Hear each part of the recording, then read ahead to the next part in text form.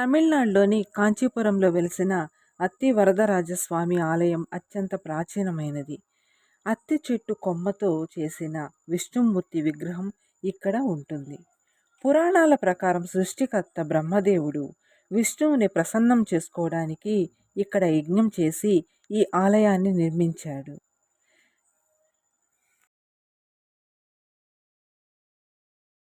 ఈ ఆలయంపై దాడి జరిగే అవకాశం ఉన్నప్పుడు స్వామివారి మూల విరాట్టుని ఆలయ పుష్కరిణిలో భద్రపరిచారు.